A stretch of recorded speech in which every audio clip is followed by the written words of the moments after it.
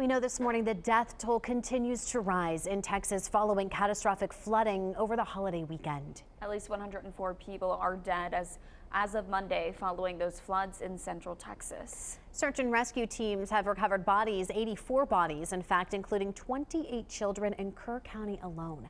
Authorities are expecting that death toll to rise with additional rainfall on the way and more threats of flooding in already saturated places. At least 19 deaths were reported in 5 other counties.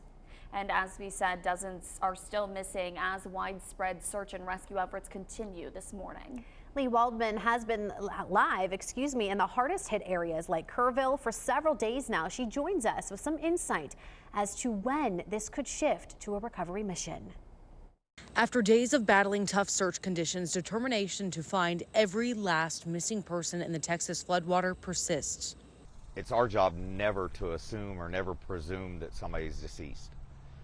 We're out here trying to find everybody alive. In hard-hit Hunt, Texas, Christian Fell and his family are clearing feet of mud from their home, the home that nearly trapped him in rapidly rising water Friday morning. When I opened the door, all this water started flooding back in, and I couldn't walk outside because it was like so powerful. I couldn't close the door. Fell went into his bedroom, trying to get on furniture that was already floating above his head to no avail. I tried to open up this door, but the door wouldn't open. And then that's when I saw that this window right here was broken, and I swam through it. In the darkness, surrounded by water, he climbed up to this electrical meter. Fell stayed there waiting for help for 3 hours. He says there was no warning ahead of time. Didn't have any alerts until the water was already like inside the house. Across the Guadalupe River from Fell's home is Camp La Junta.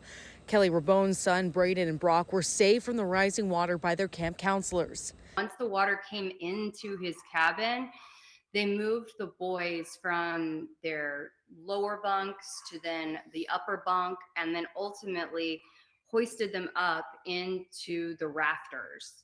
In Kerrville, Texas, I'm Lee Waldman. A Texas state representative was out helping with recovery efforts following the deadly flooding in central Texas as well. I can't even begin to put myself in the shoes of the families that have been impacted by this devastation. But what I do know as a mom is that there are moms missing their babies, and we're here fighting for them. Representative Garcia rolled up her sleeves in Ingram Monday, which is in eastern Kerr County along the Guadalupe River. Now, over the weekend, remnants from formerly Tropical Storm Barry dropped heavy rains, causing the river to rise 26 feet in just 45 minutes. It's like unfathomable. I cannot imagine. I know. Texas Senator Ted Cruz spoke with reporters Monday night about how the state plans to prevent incidents like this from ever happening again.